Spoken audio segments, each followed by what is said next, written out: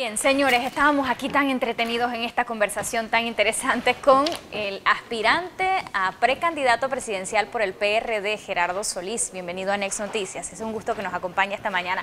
Y conversábamos un poquito sobre el fuero electoral, porque por estos días hay una campaña para desacreditarlo, hay que decirlo. Hay quienes dicen que esto se utiliza como un escudo ahora que está este boom judicial con las investigaciones, y justamente Gerardo Solís, quien fue fiscal electoral, magistrado presidente del Tribunal Electoral, tiene muy bien por qué saberlo. Y es lo primero que le consulto. ¿Qué beneficios y por qué es importante la existencia de este fuero electoral? En esta época en Panamá en que se está persiguiendo por venganza a los opositores del presidente Varela y del gobierno, creo que el fuero electoral cobra una vigencia máxima. El fuero electoral es una institución de la democracia y que tiene como propósito que los candidatos en una contienda electoral no sean perseguidos, ni abusados, ni distraídos de su campaña política. Y eso es fundamental. Hay dos clases de fuero. Está el fuero penal electoral, que impide que una persona sea investigada penal, administrativa o policivamente, incluso por faltas que pueda cometer. No puede ser ni detenido, ni investigado, ni procesado. Okay. Si ya estaba andando un proceso y adquiere el fuero porque participe como candidato, automáticamente las diligencias del fiscal son nulas si se practican en violación del fuero. Lo importante que tenemos que tener presente con relación al fuero electoral es que es para proteger la democracia. Un candidato no puede estar distraído con persecuciones del aparato judicial controlado por el gobierno. Eso es lo fundamental. Hay otro fuero, que es el fuero laboral. Una persona que aspire a un cargo de elección está protegida, no puede ser destituido, no puede ser desmejorado, no puede ser trasladado durante ese proceso electoral. Dicho esto, me gustaría ahondar un poco más en el caso del presidente de la Junta Directiva de este canal, que es uno de los más vigentes, y a su salida de la indagatoria en el edificio Avesa decía: he recibido intimidaciones para desaforarme y se me ha allanado mi residencia aún teniendo el fuero electoral. Este fuero debe exentuar a la persona de esta diligencia de allanamiento, ¿esto es correcto? Mire, yo fui fiscal general electoral. Mi primer trabajo oficial, formal, fue en el Ministerio Público, como escribiente, y llegué a ser asistente del procurador. Yo creo que cuando uno actúa con probidad, con transparencia, con equidad, con balance, como agente de instrucción, como investigador, como persona que persigue el delito y los delincuentes, uno no tiene que amenazar. Uno no tiene que rofear al procesado. Por el contrario, debe haber lealtad procesal. Eso es ética del funcionario judicial. Cuando un funcionario judicial amenaza a una persona investigada, es porque ese funcionario está siendo amenazado por su superior. Como ocurrió con la procuradora, que salió a hacer una amenaza. Y yo dije, la única persona que puede amenazar a la procuradora es el propio presidente de la República.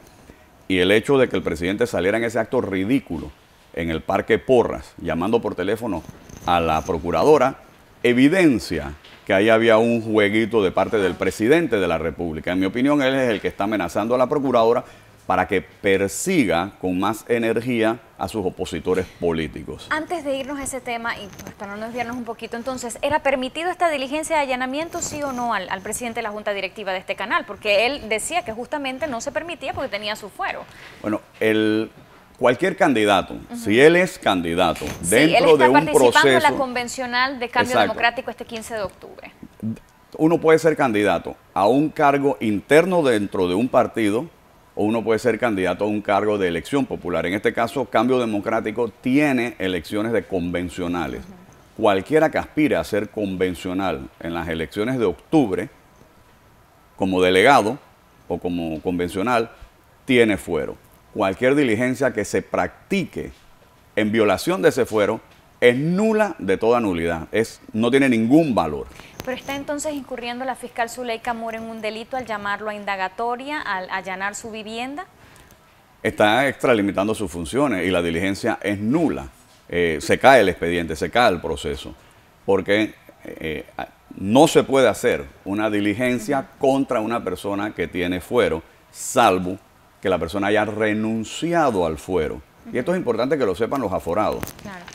Si el proceso se inicia, el que tiene fuero, lo primero que tiene que hacer, y esto es fundamental para todo el que tenga fuero, si el proceso se inicia y tiene fuero, el investigado, lo primero que tiene que hacer en la primera comparecencia, en la primera diligencia, es decirle al fiscal, la diligencia no puede continuar porque tengo fuero.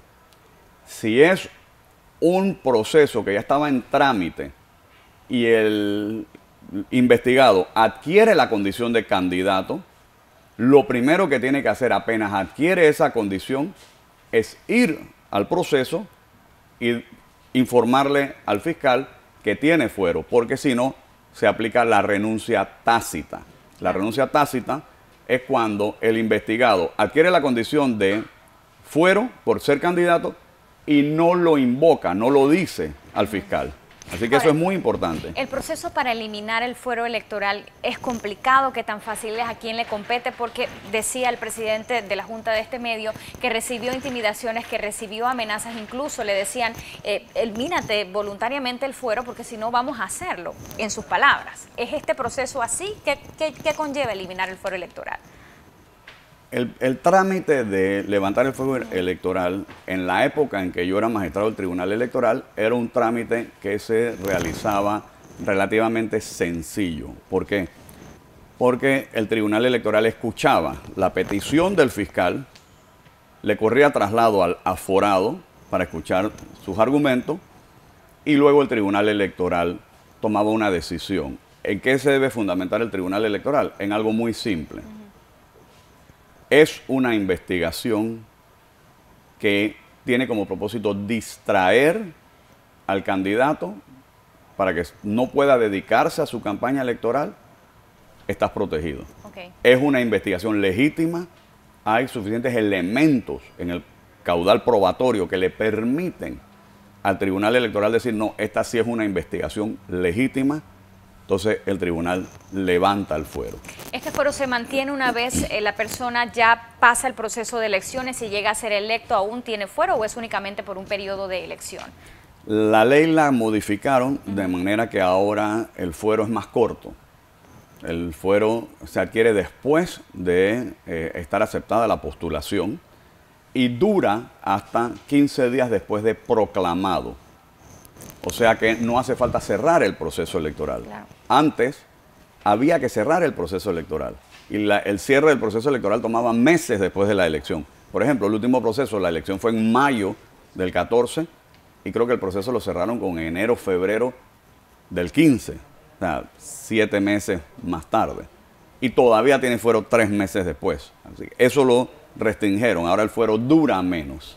Claros entonces con lo que conlleva el fuero electoral. Usted acaba de mencionar algo que es muy relevante por estos días y es justamente esta conferencia de prensa a la que convoca la procuradora Kenia Porcel para hablar de amenazas. Justamente un día después se le ve al presidente Juan Carlos Varela hacer una llamada supuestamente a la procuradora Kenia Porcel. ¿Qué opinión le merece? Porque quienes decían esto se hace para desviar la atención, parece un show montado, no se puede creer que el presidente en medio de tantas críticas que está recibiendo viene y hace esto públicamente. Mire, esto es algo que para mí es ridículo. La procuradora hace una conferencia que se escapa de sus facultades, porque si quien la amenaza es un ciudadano, es un empresario, es alguien del mundo económico, de la plaza comercial, ella tiene el poder para llamarlo, investigarlo y sancionarlo. Pero no debió decir directamente quién la amenazaba. Ahí voy. Claro que debió haberlo hecho y debió haber tomado acción en contra de la persona que la amenaza.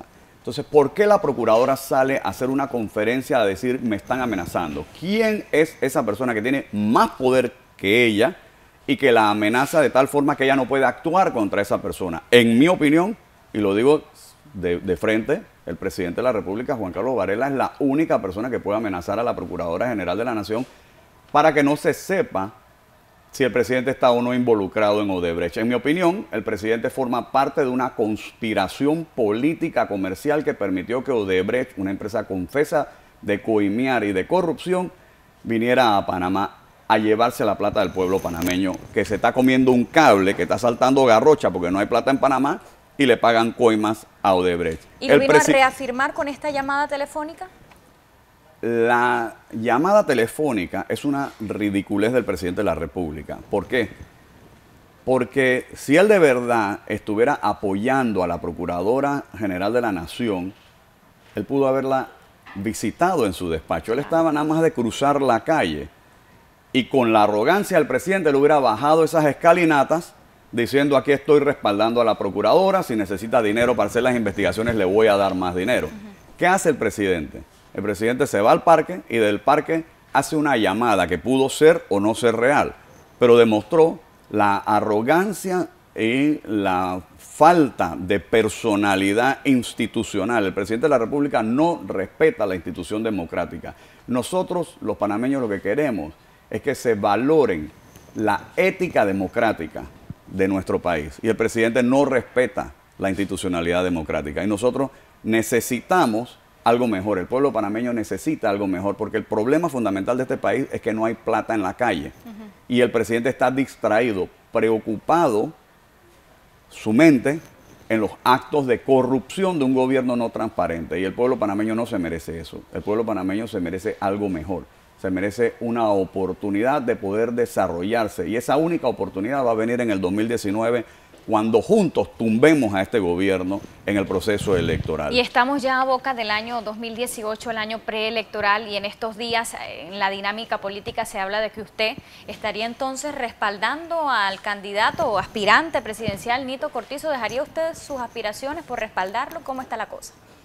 Gracias, Lupe, por hacerme esa pregunta, porque yo creo que es muy importante que quede claro el propósito por el cual nosotros estamos trabajando. Yo veo la candidatura presidencial como un medio, como un vehículo para transformar la sociedad. Yo no la veo como un fin. Hay personas que quieren ponerse la banda de todas maneras por una arrogancia personal.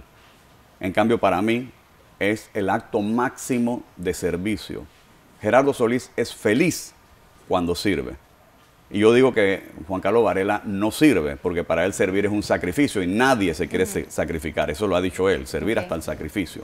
En cambio, lo contrario que tú tienes es una persona que quiere ser feliz. Y a mí me hace feliz servir.